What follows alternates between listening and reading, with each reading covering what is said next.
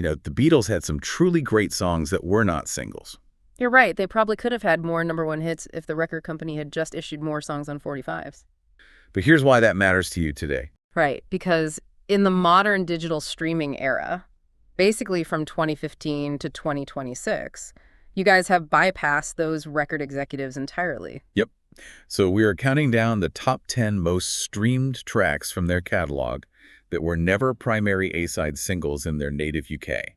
Starting at number 10, with around 310 million streams, we've got In My Life from the 1965 album Rubber Soul. Living in my life. And this one is such a monumental shift for them. I mean, John Lennon was only 24 when he wrote this deeply poignant autobiographical masterpiece. 24. I don't know about you, but I was barely figuring out how to do my own laundry at 24. Huh. Right. And he's pivoting away from simple teenage romance songs into this incredibly deep, reflective poetry about memory and loss. But musically, there's this one element I got to ask about. George Martin plays this piano solo in the middle, but it does not sound like a piano at all. No, it sounds exactly like a classical Elizabethan harpsichord. Yeah. How did they even fake that back in 1965? Pure studio trickery. They couldn't get a real harpsichord into the studio, so George Martin recorded himself playing the piano solo at half speed down a full octave. Oh, wow. So when they played the tape back at normal speed, it didn't just pitch the notes up. Right. It physically altered the attack and decay of the piano strings. The notes hit faster and clipped shorter, perfectly mimicking the plucking mechanism of a harpsichord. That is genius. They literally manipulated the physics of the sound wave. And it's funny, this song is like finding a profound, nostalgic time capsule hidden in your high school yearbook. Totally. A track that was never meant to be a commercial pop single is now this massive global staple for weddings and memorials. Exactly. And while John Lennon was exploring that innocent nostalgia on In My Life, he took that songwriting depth in a much more ambiguous direction on that exact same album. Oh, yeah. Which brings us to number 9, Norwegian Wood, This Bird Has Flown, sitting at about 345 million streams. You can instantly hear the heavy influence of Bob Dylan on the lyrics here. It definitely doesn't hold your hand through the story. Not at all. It actually frames an extramarital affair, which, was entirely revolutionary for pop music at the time. But the crazy part is how they chose to frame that romantic disappointment. They didn't rely on loud rock and roll angst. No, they leaned into acoustic intimacy instead, which totally subverts what you'd expect from a rock band. And then George Harrison brings in the Indian sitar. Yeah, introducing it to mainstream Western pop, throwing that hypnotic droning sound into a folk-style song, just completely flipped the script. And yet, despite all that cultural impact, Parlophone never pressed it onto a 7-inch single. It just sat there as this brilliant artistic statement on the album. But if we're talking about acoustic intimacy, we have to jump forward to 1968's The White Album. Oh, Blackbird. Number 8 on the list with roughly 390 million streams. Yeah. An absolute technical marvel of fingerpicking. Take these sunken eyes and learn to see all your life. Paul McCartney wrote this one in Scotland right after he returned from studying transcendental meditation in India. But the actual musical DNA goes back way further, right? Yeah, to his childhood.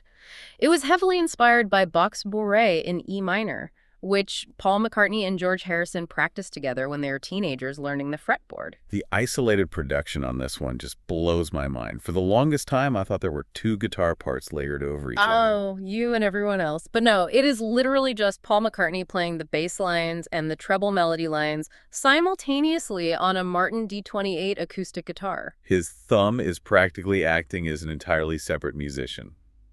It's so difficult to pull off that classical counterpoint technique while singing. And the production is just pristine. You hear the guitar, a tapping foot, some recorded Blackbird calls, and he weaves in that incredibly subtle civil rights symbolism. It's a melody that just demands you lean in and listen closely. But they definitely knew how to flip that quiet energy entirely. Going back to Rubber Soul, you'd jump from a solo acoustic meditation straight into a heavy, upbeat soul track. Number 7, Drive My Car. Baby, you can drive my car, and baby, I love you. Pulling in about 410 million streams. The perfect, witty opener for the UK LP.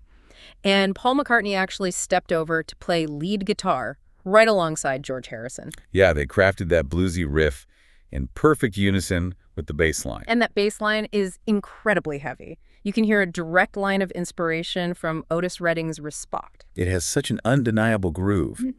But the hilarious part is how Capitol Records handled it in America. Oh, they completely buried this upbeat gem. They stripped it off the U.S. version of Rubber Soul entirely and shoved it onto a later compilation. Which is insane when you look at the digital data today. You and millions of others stream it constantly. It has organically morphed into the ultimate digital road trip anthem. An album cut turned into an absolute powerhouse. And that driving energy rolls us right into another McCartney narrative track, number 6, Obla-Di, Obla-Di. From the White Album, sitting at roughly 480 million streams.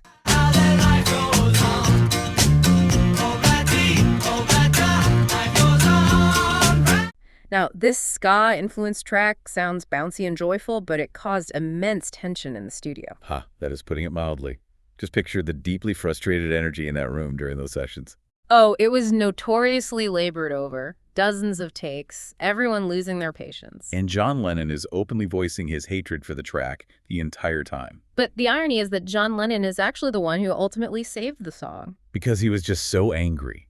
The story goes he was so fed up he marched into the studio, sat down at the piano, and furiously banged out those opening chords at a frantic tempo just to get it over with. And that aggressive physical attack on the keys compressed the sound and created this incredible percussive bounce. That angry piano playing is exactly what made the final master so infectious. But despite that, the band famously vetoed releasing it as a commercial single. Right, which actually allowed the British group Marmalade to swoop in, record a cover version, and score a UK #1 hit with it. Talk about a missed opportunity on paper. But looking at the streaming data today, you listeners ultimately aligned with Paul McCartney's pop instincts. Speaking of songs the band absolutely refused to release as singles in the UK, we have to talk about the ultimate example of the UK-US discography divide. Number 5, Yesterday. Yesterday, all my troubles seem so far away. From the Help album in 1965, around 580 million streams. In the United States, Capitol Records heard this solo string quartet ballad, immediately slapped it onto a 45 RPM single, and watched it spend 4 weeks at #1. And the origin is just legendary. Paul McCartney famously dreamed the entire melody, stumbled to the piano, and used the working title, Scrambled Eggs. Just to lock it in his brain. But in the UK, the band explicitly refused to let it be a single. And that was entirely about protecting their brand, right? Exactly. You have to remember, they were the biggest rock and roll band in the world. They were terrified that a solo acoustic arrangement backed by a classical string quartet would completely ruin their edgy image. Like they thought you fans would see them as going soft. Which is hilarious in hindsight. Totally. Yep. And if they were really that worried about protecting the rock and roll image, the next track is the raw, unadulterated proof they had nothing to worry about. Number 4, Twist and Shout from 1963's Please Please Me, racking up about 685 million streams. Well, shake it up, baby, now. Shake it up, baby. Twist and shout. Twist and... Widely regarded as the greatest rock and roll vocal cover in history. And the recording conditions were just legendary. It was at the very end of a marathon 10-hour recording session. John Lennon was suffering from a severe cold. Yeah, he was drinking milk, sucking down throat lozenges. He basically strips to the waist, steps up to the mic, and delivers this screaming vocal in a single take. You can practically hear his vocal cords shredding. It's pure adrenaline. You listen to it and you physically feel the sheer exhaustion and power of that vocal. EMI kept it strictly on the album in the UK. But in America, VJ and Tolly Records gave it an explosive US release in 1964 during the absolute peak of Beatlemania. And of course, years later, massive movie placements like Ferris Bueller's Day Off turned it into the ultimate party playlist stream for you and an entirely new generation. From a raw, throat-shredding single-take performance, we moved to the absolute zenith of complex studio wizardry. Number 3, A Day in the Life. I read the news today, oh boy. From 1967's Sgt. Pepper's Lonely Hearts Club Band, boasting roughly 720 million streams. This is the monumental climax of Sgt. Pepper's. For me, this represents the absolute peak of both the Lennon-McCartney songwriting partnership and George Martin's studio genius. You have two completely different unfinished songs spliced together. John Lennon's somber news verses slammed right up against Paul McCartney's incredibly upbeat morning routine. And the mechanism they use to connect those two wildly different pieces is just staggering.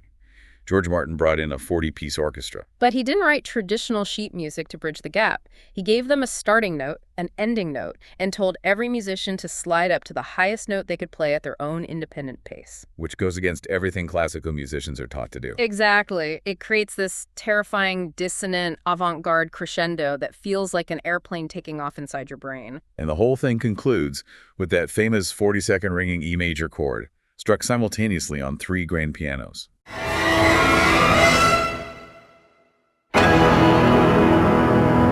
As the sound naturally decayed in the room, the engineers were slowly cranking up the faders to capture every last microscopic vibration. The context around its release is fascinating, too.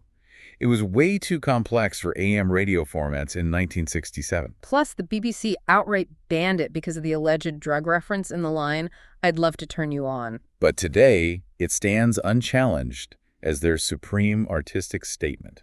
Moving away from that avant-garde climax, we drop right into a swampy, blues-infused groove. Number 2, the track that opened Abbey Road in 1969, Come Together.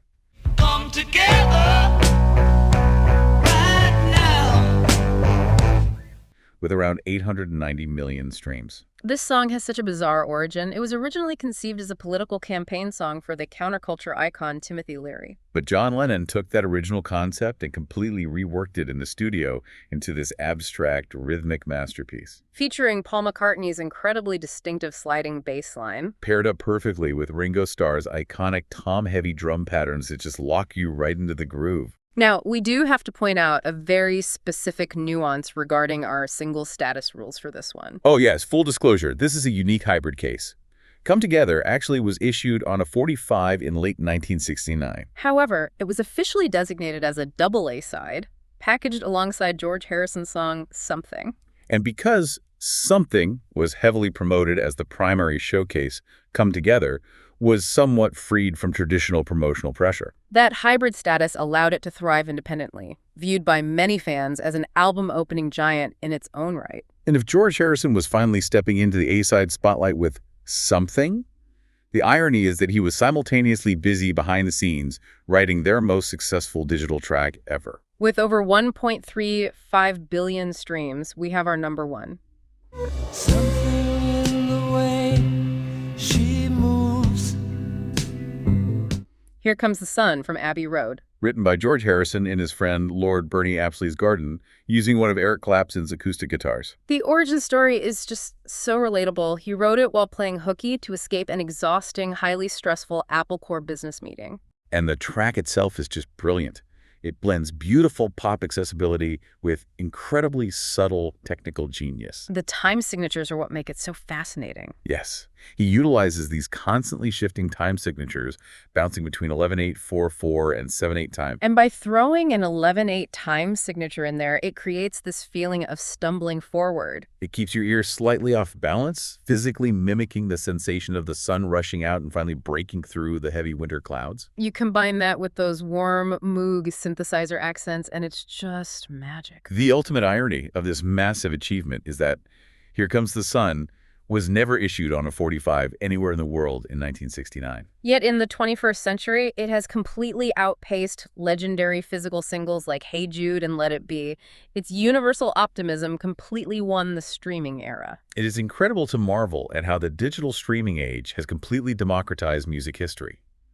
The record executives in their boardrooms no longer dictate what a hit is. Instead, you, the listener, and your universal human experiences, whether you're navigating grief, taking long road trips, or feeling a renewed sense of optimism, have organically crowned these brilliant album tracks as the true champions of the catalog. Wait, I almost forgot to mention our Beatles store.